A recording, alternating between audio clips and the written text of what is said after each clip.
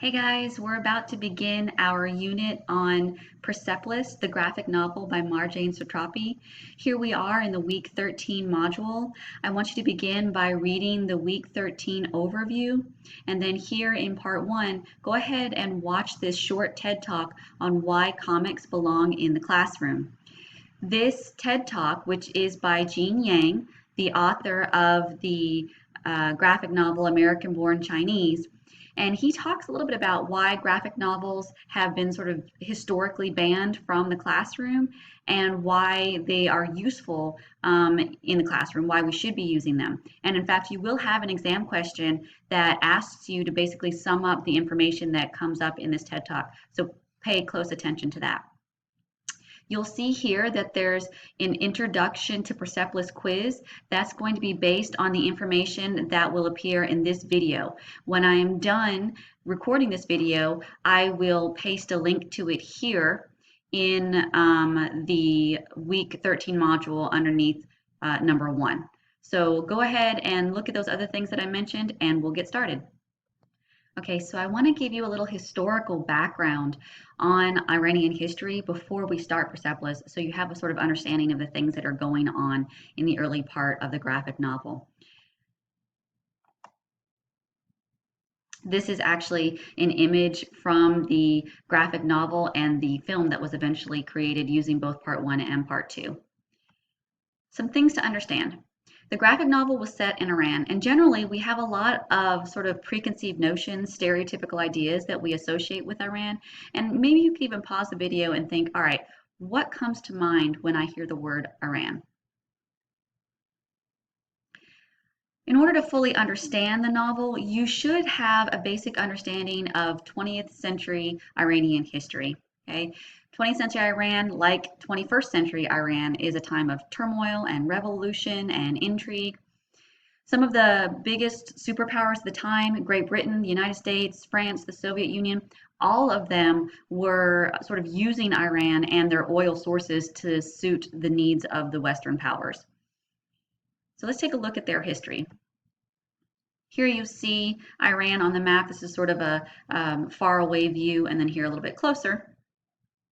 You'll see that Iran shares a border with Iraq and is right across the border from the rest of the Middle East, just right across the Persian Gulf. So in 1941, the British and Soviet forces are going to force the leader of Iran out of Iran because of his support of the German Axis powers. So Iran, the leader of Iran, allied himself with Germany and Italy and Japan, and in punishment, he is sort of removed from power. His son will then become the Shah of Iran. And although he is the son, he actually has no real power. He's kind of like the Queen of England, right? She has no real power. The power is really held by the Prime Minister and the Parliament. And that's also true for Iran in the 1940s.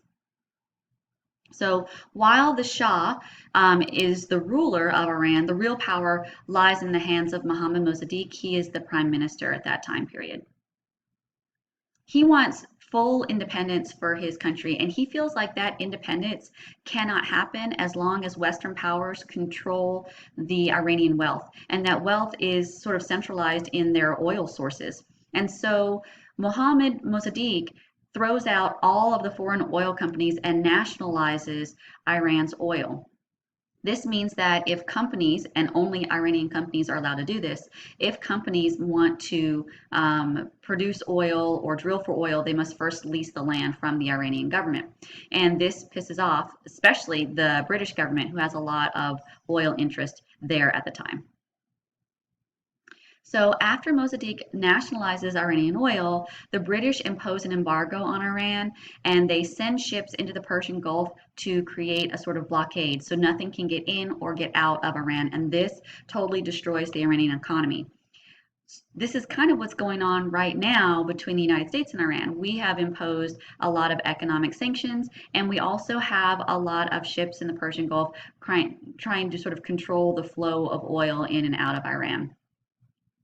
Okay, so by about the mid-1950s, The British and American intelligence worked together to overthrow Mossadeq, and then the Shah, who is the sort of figurehead, the king figure, he sort of returned to power.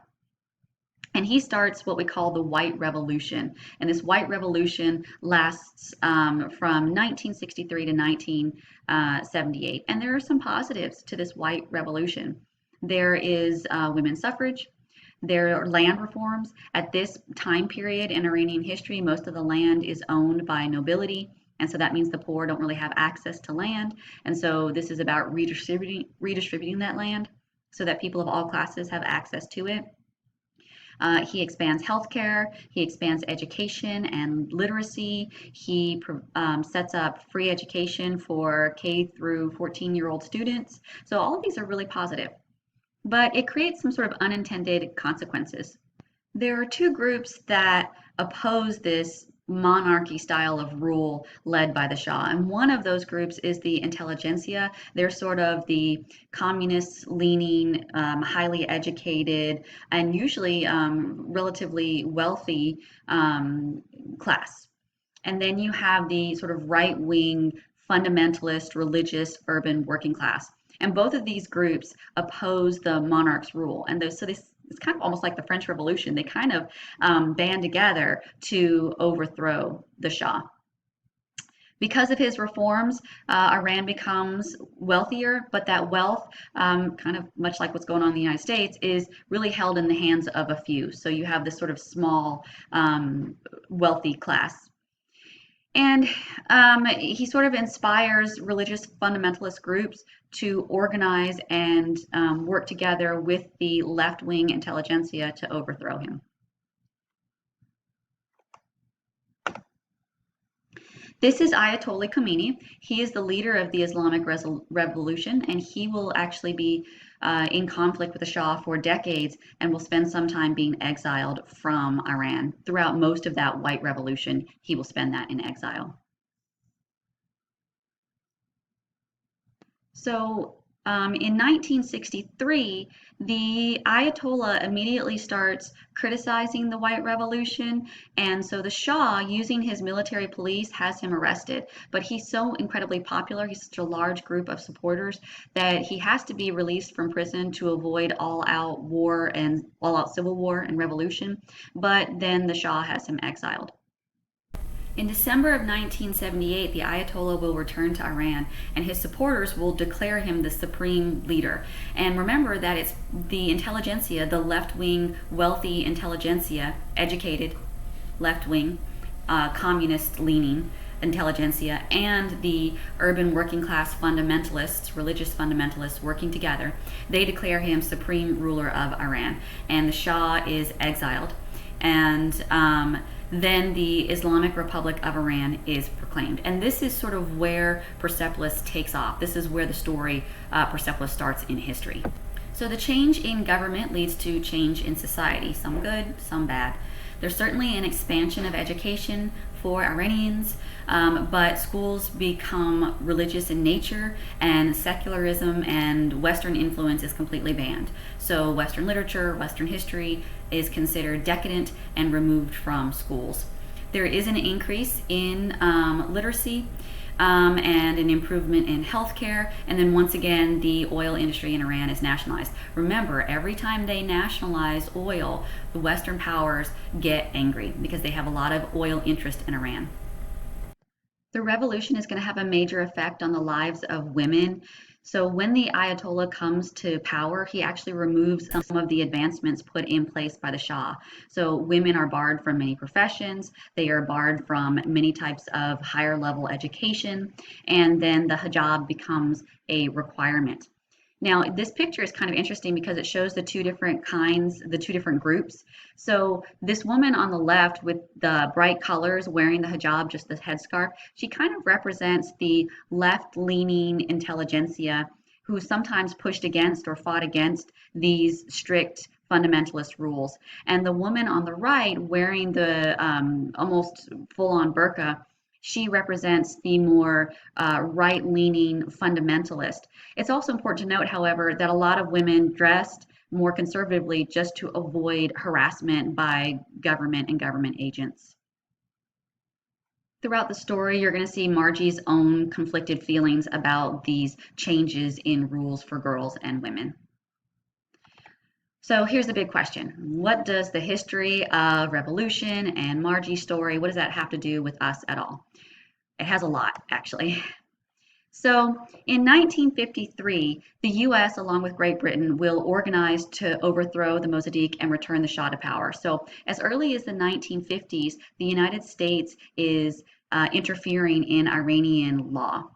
In 1980, a couple of years after Iran nationalizes its oil, the US provides Iraq with intelligence and weapons during the Iran-Iraq War. So Iraq declares war on Iran because they claim that Iran is not respecting the border between the two countries.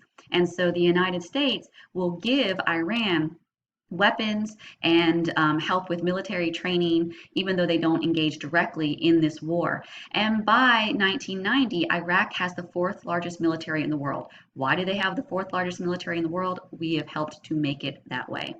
So at that point, Iraq has this huge military. What are they going to do with it?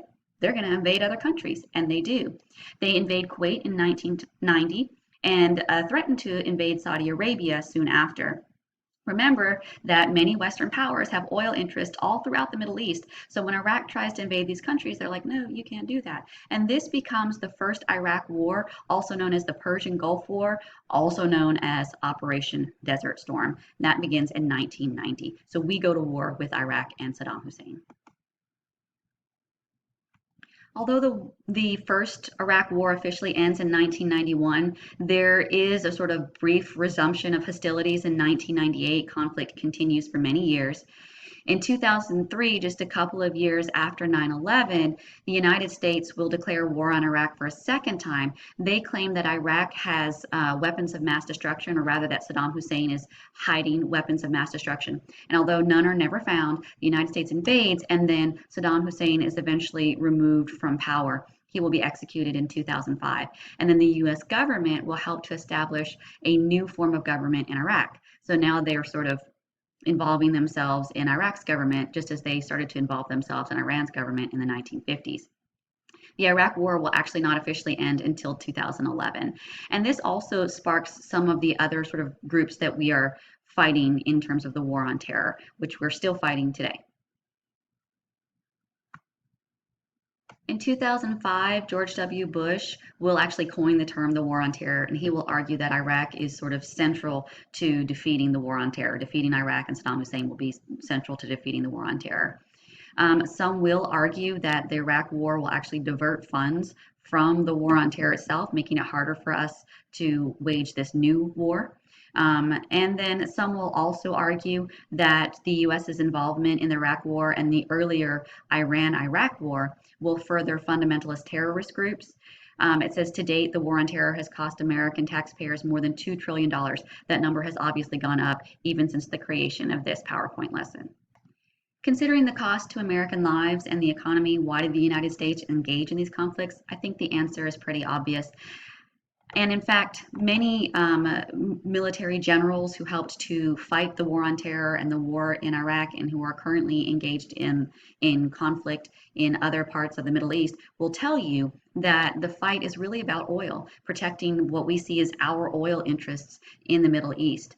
And there's an article here called Why the War in Iraq Was Fought for Big Oil. You don't have to necessarily read this article. I would, if we were in a face-to-face class, I would pull it up and we would sort of talk over the high points. It's not going to be on a quiz and it's not going to be on the exam. But if you're interested, you might just want to Google that title. It's actually an article that provides quotes from the general who's sort of in charge of the Iraq offensive in the sort of second Iraq war. Okay, so that sums up the introduction to the novel. What you're going to do now is you're going to take the Introduction to Persepolis quiz, and then your next step is to read part 1 of Persepolis, which goes through page 61, not like the 61st page of the PDF, but page 61 on the novel. So make sure you're looking at the page numbers in the bottom center page, and then you'll complete reading log 18, and I'll post you another video lecture soon. See y'all soon.